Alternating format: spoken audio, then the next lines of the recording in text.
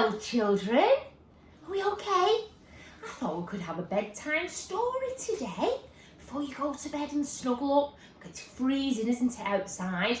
And we're supposed to be getting more snow tomorrow. That'd be exciting, won't it? Oh, I hope we get enough snow and we can make a snowman. Yeah? Now, it's a little bit Christmassy, this story.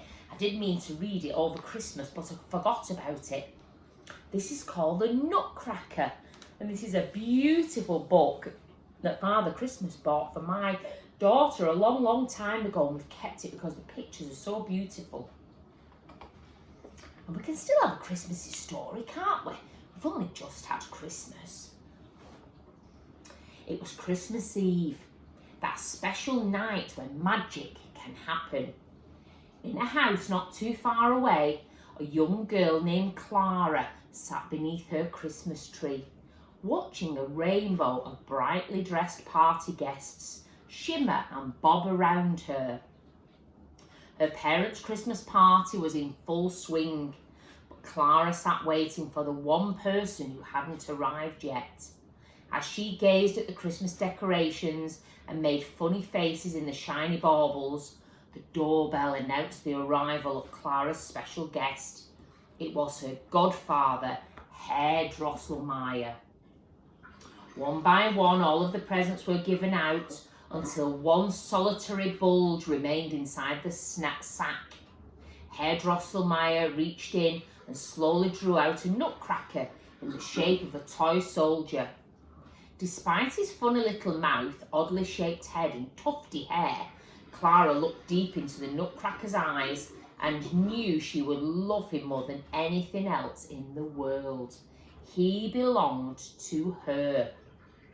That evening, Clara and her nutcracker happily crushed, crumbled and crunched their way through nutshells of all shapes and sizes. No nut was too hard for the nutcracker's powerful jaws until Clara's little brother Fritz picked up an old Brazil nut with a shell as hard as a rock and placed it in the nutcracker's mouth. With a sickening crack, the nutcracker's jaw shattered. Clara tenderly bandaged the nutcracker's jaw with the ribbon from her hair and placed him in the playroom on the shelf to recover. She curled up in a nearby chair and fell asleep, dreaming of party dresses and people with oddly shaped heads. As the clock struck midnight, Clara woke with a start. A funny scritch-scratch was coming from under her chair. As Clara peered underneath, she came face to face with a monstrous mouse. He was dressed like a king, and behind him was an army of mouse warriors. "To the toy shelf!" the Mouse King shouted to his rodent troops. "We must strike down and kill the Nutcracker!" Oh, jumping to her feet, Clara rushed to defend her precious Nutcracker, but to her surprise, he was already standing proudly at the head of a column of Fritz's toy soldiers and Clara's cuddly animals. With a piercing shriek, the Mouse King charged at the Nutcracker and the battle of the playroom began. The Nutcracker fought bravely, but weakened by his broken jaw, he was easily trapped in a corner by the vicious Mouse King. Just as the king lunged at his victim, Clara threw her shoe at him with all her might. The last thing she remembered before she fell was the thud and squeal as her shoe hit the mouse. When Clara woke, she carefully peered out from under her lashes, unsure of what terrible scene would be waiting for her.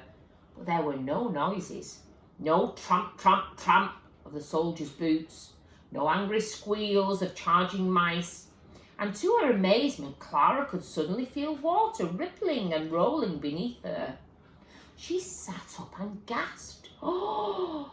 She was floating on a turquoise ocean in a wrinkly walnut shell boat. Standing at the front was the boat's captain.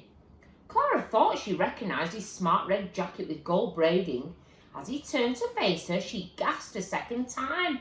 "Can we see who it is in the boat with her?" "It's her brave Nutcracker, and his broken jaw was all fixed. The happy pair bobbed along on the waves until they came to a shore. Ahead of them was a pair of towering pink gates that sparkled as if they were made of sugar. Clara's mouth started to water. "Go on," said the Nutcracker, "try some." So Clara broke off a little piece of the gate and took a nibble. It melted on her tongue like candy floss. "Welcome to the land of sweets," said the Nutcracker, and he twisted off another piece of the pink gate and popped it into his funny little mouth. In the land of sweets, there were houses with licorice doors and icing roofs. There were toffee trees topped with sugar flowers, and if you were quick, you might even spot a marshmallow cat scuttling across your path. Clara danced through fountains of sherbet as she called cheerful hellos to passing gingerbread men, while the Nutcracker watched her with a smile. Suddenly, a pretty melody filled the air, and a delicate scent that reminded Clara of coconut ice and violet creams blew gently through the town square. The cupcakes clapped their pudgy hands in delight. Something exciting was coming. "My dear Nutcracker," a musical voice tinkled from high above them, "how good it is to see you again." Clara looked up and saw a beautiful fairy floating down from the sky on a candy floss cloud. The fairy hopped gracefully from her cloud to the door and smoothed out her spun sugar dress. And this must be the famous Clara, heroine of the Battle of the Playroom, she said, turning to an astonished Clara and curtsying deeply. "I am the Sugar Plum Fairy. Thank you for saving my dear friend from the Mouse King."